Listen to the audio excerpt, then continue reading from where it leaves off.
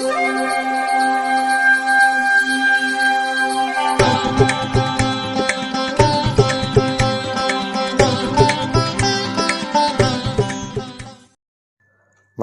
வசந்த காலம் YouTube channel வாயிலாக இந்த இனிய காலை பொழுதில் உங்களுடன் தொடர்பு கொள்வது ஜோதிடர் சண்முகப்பிரியன், சென்னை அடையாறிலிருந்து. இன்றைய நாள் ஆகஸ்ட் மாதம் 30ஆம் தேதி வெள்ளிக்கிழமை, குரோதி வருடம் ஆவணி மாதம் 14ஆம் நாள். இன்றைய நட்சத்திரம் புனர்பூசம், இரவு 9:10 வரை. அதன்பின் பூசம், திதி தேய்பிறை, துவாதசி. இன்றைய தினம் யோகம் சித்த யோகம். விருச்சிக ராசிக்காரர்களுக்கு மதியம் 3:04 வரை சந்திராஷ்டமம். பிறகு தனுசு ராசிக்காரர்களுக்கு சந்திராஷ்டமம் ஆரம்பம்.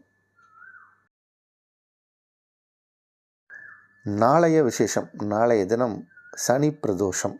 நாளைய விசேஷம் சனி மகா பிரதோஷம். இன்றைய தினத்திற்கான ராகு காலம் காலை 10:30 முதல் நண்பகல் 12 வரை. யமகண்டம் பிற்பகல் 3 முதல் 4:30 வரை. குளிகை நேரம் காலை 7:30 முதல் 9 வரை. இன்றைய தினத்திற்கான நல்ல நேரம் காலை 6 முதல் 9 வரை, காலை 10 முதல் 10:30 வரை, மதியம் 1 முதல் 3 வரை, இரவு 8 முதல் 11 வரை. இன்றைய கிரக நிலை: ரிஷபத்தில் குரு, மிதுனத்தில் சந்திரன் செவ்வாய், கடகத்தில் புதன், சிம்மத்தில் சூரியன், கன்னியில் சுக்கிரன் கேது, கும்பத்தில் சனி, மீனத்தில் ராகு. கடகத்திற்கு இன்று மாலை 3:04 அளவில் சந்திர பகவான் பிரவேசம் செய்கிறார். அதுவே இன்றைய கிரக மாற்றம். கடகத்திற்கு சந்திர பகவான் மிதுன ராசியில் இருந்து கடகராசிக்குள் மாலை 3:04 அளவில் பிரவேசம். அதுவே இன்றைய கிரக மாற்றம்.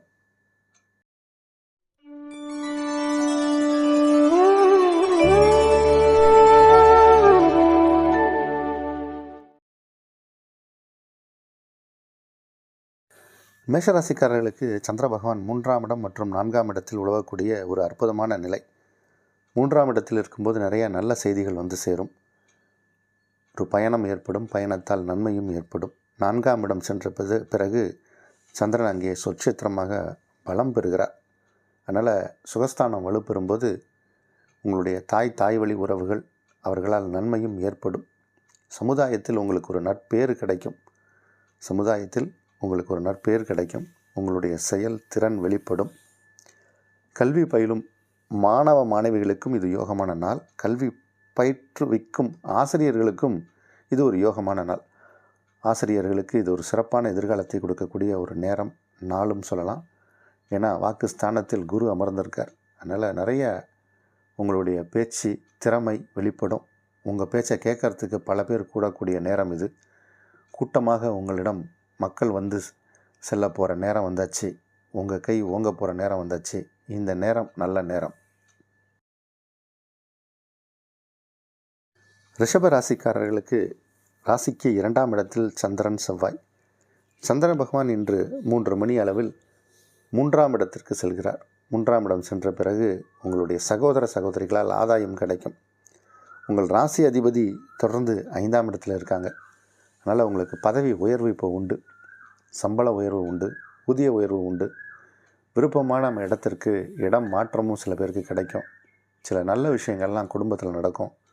குடும்பம் ஒற்றுமையாக இருக்கும். குடும்பம் அமைதியாக இருக்கும். இந்த நாள் நல்ல நாள். மிதுன ராசிக்காரர்களுக்கு சந்திரன் புதன் பரிவர்த்தனை ஒரு வித யோகம். ஆனால் இந்த பரிவர்த்தனை யோகம் 3 மணி வரைக்கும் தான் இருக்குது. அதுக்கு பிறகு சந்திர பகவான் பலம் பெற்று 2ஆம் இடத்துல போய் உட்கார போகிறார். 2ஆம் இடத்துல சந்திர பகவான் ஆட்சியும் சொட்சத்திரமாக அமரப்போகிற நேரம். அதனால் வருமானம் வரும். நிறையா கையில் காசு வரும். இன்றைக்கி எதிர்பார்த்த இடத்துல இருந்து வருமானங்கள் வரக்கிறதுக்கு வாய்ப்பு உண்டு. உங்களுடைய சோஷியல் ஸ்டேட்டஸ் உயரக்கூடிய நேரம். மதிப்பு, மரியாதை, கௌரவம் இதெல்லாம் கிடைக்கக்கூடிய ஒரு நேரம். கையில் காசு இருக்குது, வருமானம் இருக்குது அப்படின்னா மதிப்பு மரியாதை கூடும். கடன் வாங்கணும், வெளியில் தலை காட்ட முடியலன்னா அப்போ நம்ம சோசியல் ஸ்டேட்டஸ் குறையுதுன்னு அர்த்தம்.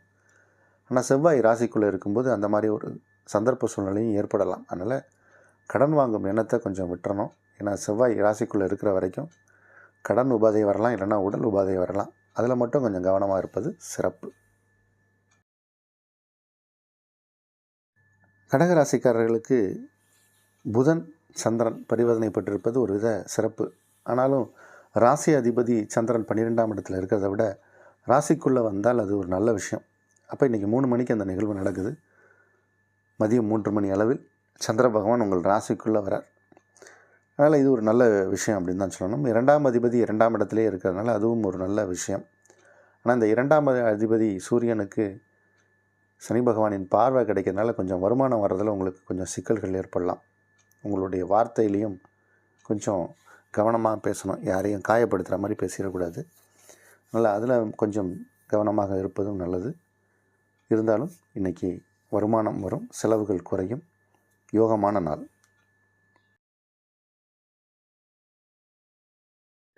சிம்மராசிக்காரர்களுக்கு லாபஸ்தானத்தில் சந்திர பகவான், லாபஸ்தானத்தில் விரையாதிபதி அவர் லாபஸ்தானத்தில் இருக்கும்போது விரயங்கள் குறையும். ஆனால் 3 மணிக்கு அவர் 12ஆம் இடம் வந்துடுறார், பலமாகிறார். அப்போ செலவுகள் வரத்தான் செய்யும், ஒன்றும் பண்ண முடியாது. 2ஆம் இடத்தில் சுக்கிரன் கேது. அதனால் இனிமையான ஒரு வார்த்தைகளால் கவரப்படுவீங்க, இல்லை நீங்கள் இனிமையாக பேசுவீங்க. இந்த 2 சம்பவத்தில் ஏதாவது ஒன்று நடக்கலாம். சரி, அதனால் என்ன பயன்? வருமானம் வரும், நல்ல பணம் காசு வரும். செலவுகள் சற்று மதியத்துக்கு பிறகு அதிகமாக இருக்கலாம். பட் இந்த நாளை பொறுத்த வரைக்கும் உங்களுக்கு எல்லா விஷயங்களும் சிறப்பாக நடக்கும். தடையில்லாத ஒரு நல்ல நாள் தான் சொல்லணும். யோகங்கள் நிறைந்த நல்ல நாள். எல்லா முயற்சிகளும் வெற்றியடையும் ஒரு சூப்பரான நாள். கன்னிராசிக்காரர்களுக்கு ஒரு சிறப்பான நாள் அப்படின்னு சொல்லணும். 2ஆம் அதிபதி ராசிக்குள் அமர்ந்திருப்பது ஒரு மிகப்பெரிய யோகம். தனஸ்தானத்திற்கு உரிய கிரகம் சுக்கிரன் ராசிக்குள் அமர்ந்திருக்கார். அதனால் வருமானம் வரும். அதே மாதிரி குரு ராசியை பார்ப்பதாலும் வருமானம் வரும். லாபஸ்தானாதிபதினு சொல்லக்கூடிய சந்திரன் ஜீவனஸ்தானத்தில் உட்கார்ந்துருக்கார், அதனாலேயும் லாபம் வரும். ஜீவனஸ்தானாதிபதி லாபஸ்தானத்தில் அமர்ந்திருக்கார், அதனாலேயும் வருமானம் வரும். லாபஸ்தானாதிபதி ஜீவனஸ்தானத்துலேருந்து 3 மணிக்கு லாபஸ்தானத்துக்கு வரார், அதனாலேயும் வருமானம் வரும். அப்போ இன்றைக்கி எந்த விதத்தில் பார்த்தாலும் வருமானங்கள் அதிகமாக இருக்குது. கொஞ்சம் நீங்கள் முயற்சி செய்யணும். நீங்கள் நல்ல ஒரு தொழிலில் இருக்கீங்கன்னா உங்கள் தொழிலில் இரட்டிப்பு லாபம் கிடைக்கும். புதுசாக தொழில் ஆரம்பிக்கணுன்னா ஆரம்பிக்கலாம். இன்றைக்கி புதிதாக எந்த காரியத்தை ஆரம்பித்தாலும் அதில் வெற்றி உண்டு. இந்த நாள் நல்ல நாள். துலா ராசிக்காரர்களுக்கு இது ஒரு சிறப்பான நாள். 9ஆம் இடத்தில் சந்திரன், 10க்குடையவர் 9ஆம் இடத்தில். 9, 10க்குடையவர்கள் பரிவர்த்தனை. இது ஒரு விதமான யோகம். தர்ம கர்மாதிபதி யோகம் அப்படின்னு சொல்லக்கூடிய ஒரு யோகம், அற்புதமான நிலை. லாபஸ்தானாதிபதியே பலமாக அமர்ந்திருக்கார், கூடவே அவரை சனி பகவானும் பார்க்குறார். அதனால் கொஞ்சம் அந்த விஷயத்தில் கவனமாக இருக்கணும். வருமானம் வர்றதை எப்படி செலவு பண்ணுறது அப்படிங்கிற விஷயத்தில் கொஞ்சம் கவனமாக இருக்கணும். உங்கள் ராசி அதிபதி 12ஆம் இடத்தில் இருப்பதால் இல்லத்திற்கு தேவையான பொருட்கள் அப்படிங்கிறத விட உங்களுடைய படுக்கை அறைக்கு தேவையான பொருட்கள், அலங்கார பொருட்கள், மெத்தை, தலகாணி, தரை விரிப்பு, கர்டன்ஸ், இந்த மாதிரி ஏதாவது வாங்கிறதுக்கான வாய்ப்புகள் ஏற்படும். உங்களுடைய இல்லம் நலமாக இருக்கும், உங்கள் உள்ளம் சுகமாக இருக்கும். இது ஒரு யோகமான நாள். விருச்சிக ராசிக்காரர்களுக்கு இன்றைக்கி சந்திராஷ்டமம் 3 மணி வரைக்கும் இருக்குது. 3 மணி 4 நிமிடம் சென்னை சூரியோதயப்படி மதியம் 3 மணி 4 நிமிடம் வரைக்கும் இருக்குது. அதற்கு பிறகு சந்திர பகவான் 9ஆம் இடம் வந்துடுறார். அதனால் ஏதாவது ஒரு முக்கியமான பணிகள் ஏதாவது இருக்குன்னா மதியத்துக்கு மேலே செய்யுங்க. காலை நேரத்தில் கொஞ்சம் கவனமாக இருப்பதே சிறப்பு. ஏன்னா பணம் கொடுக்கல் வாங்கல் ஏதாவது சிக்கல்கள்லாம் ஏற்படுறதுக்கு வாய்ப்பு உண்டு. கவனக்குறைவு ஏற்படுவதற்கு வாய்ப்பு உண்டு. மதியம் 3 மணி 4 நிமிடத்துக்கு பிறகு எந்த விஷயத்தினாலும் எடுத்து செய்யலாம். அதனால் முற்பகுதி சுமாராகவும் பிற்பகுதி சிறப்பாகவும் இருக்கக்கூடிய நாள். தனுசு ராசிக்காரர்கள் இன்றைக்கி முக்கியமான விஷயங்கள் ஏதாவது செய்யணுன்னா அதை காலையிலே செய்கிறது சிறப்பு. ஏன்னா 3 மணி வரைக்கும் உங்களுக்கு நேரம் டைம் சூப்பராக இருக்குது. அதுக்கு பிறகு சந்திராஷ்டமம் ஆரம்பமாகுது. 3 மணி 4 நிமிடம் அளவில் சந்திர பகவான் 8ஆம் இடம் வந்து அங்கே பலம் பெறுகிறார். அதனால் கொஞ்சம் மதியானத்துக்கு மேலே கவனமாக இருக்கணும். அதனால் கொடுக்கல் வாங்கல் முக்கியமான மீட்டிங் ஏதாவது இருக்குன்னா அதை மார்னிங்கே செய்கிறது நல்லது. அதனால் காலை பகுதி உங்களுக்கு சிறப்பாகவும் மதியம் 3 மணிக்கு பிறகு மத்தியம பலனுக்குரிய நாளாகவும் விளங்குகிறது இந்த நாள். மகர ராசிக்காரர்களுக்கு 6 மற்றும் 7 கிரகங்கள் பரிவர்த்தனை. 7ஆம் அதிபதி இன்னைக்கு 3 மணி 4 நிமிடம் அளவில் 7ஆம் இடத்திற்கே வரப்போகிறார். அதனால் அது ஒரு சிறப்பான பலன். 9ஆம் இடத்தில் சுக்கிர பகவான் அமர்ந்திருப்பதும் ஒரு சிறப்பான பலன். 3ஆம் இடத்தில் ராகு. அதனால் வெளிநாடு சுற்றுப்பயணம் இது மாதிரி கொள்ளக்கூடிய சூழ்நிலை நிறைய பேருக்கு ஏற்படும். தொழில் நிமித்தமாக வெளிநாடு சென்று வரக்கூடிய வாய்ப்புகளும் சில பேருக்கு ஏற்படும். ஒரு ஷார்ட் டைம், ஒரு 3 months ஒரு ப்ராஜெக்டுக்காக சில பேரை கம்பெனிலேருந்து அனுப்பி வைப்பாங்க. அந்த மாதிரி வெளிநாடு போகிறதுக்கு பல பேருக்கு வாய்ப்பு ஏற்படுத்தும். சில பேருக்கு வரனே வெளிநாட்டில் அமையும். நல்ல வரன் அமையும், அதுவும் வெளிநாட்டில் அமையும். இந்த நாள் நல்ல நாள். கும்ப ராசிக்காரர்களுக்கு இது ஒரு யோகமான நாள். என்ன ஒரே ஒரு விஷயம், 7ஆம் அதிபதி 7ஆம் இடத்துல இருக்கும்போது சனி பகவான் அதை பார்க்குறதுனால கொஞ்சம் வெளிவட்டார பழக்க வழக்கங்களில் சில தடை தாமதங்கள் ஏற்படலாம். சமுதாயத்தில் நமக்கு ஒரு அவப்பேர் ஏற்படலாம். நம்மளுடைய கூட்டாளிகளிடமிருந்து சில பிரச்சனைகள் கிளம்பலாம். ஏன்னா இந்த சனி பகவான் இந்த சூரியனை 7ஆம் பார்வையாக 7ஆம் இடத்தில் பார்க்கறனால இந்த ஆவணி மாதம் முழுவதுமே இது போன்ற ஒரு ட்ரபிள் இருக்கும். ஆவணி முடிந்தால் யோகம் நன்றாக இருக்கும்.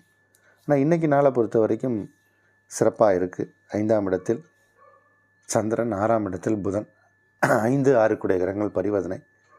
மதியத்துக்கு பிறகு ஒரு நல்ல செய்தி வரும். நல்ல விஷயங்கள் கலந்து கொள்வீர்கள். எதிரிகள் விலகிச் செல்வார்கள். அதனால் கொஞ்சம் பயம் இல்லாமல் இருக்கலாம். நீங்கள் இந்த நாள் மத்தியம பலன்தான், இருந்தாலும் சிறப்பாக இருக்கும். மீன ராசிக்காரர்களுக்கு இது ஒரு நல்ல நாள். மீன ராசிக்காரர்களுக்கு 4ஆம் இடத்தில் செவ்வாய் ஒரு யோகத்தை செய்யக்கூடிய கிரகம். அவர் 4ஆம் இடத்தில் இருக்கார். அதனால் வண்டி வாகனங்கள், அதுலேயும் பூமியால் லாபம், பூமி வாங்கக்கூடிய யோகம். பூமிக்கு அடியிலிருந்து சில மைன்ஸ், தண்ணி இந்த மாதிரி எடுத்து வைக்கக்கூடியவர்கள், அவர்களுக்கெல்லாம் இப்போ ஒரு சிறப்பான நேரம். 5 கிரகம் 4ஆம் இடத்தில் இருப்பதும் சிறப்பு. 4 கிரகம் 5ஆம் இடத்தில் இருப்பதும் சிறப்பு. 4 கிரகம் புதன், அவர் 5ஆம் இடத்தில் இருக்கார். 5 கிரகம் சந்திரன், அவர் 4ஆம் இடத்தில் பரிவர்த்தனை பெற்றிருப்பது மிக யோகம். அதனால் உங்களுடைய அலுவலகத்தில் உங்களுக்கு ஒரு நற்பெயர் கிடைக்கும். உங்களுடைய பெயர் பரிந்துரைக்கப்படும்.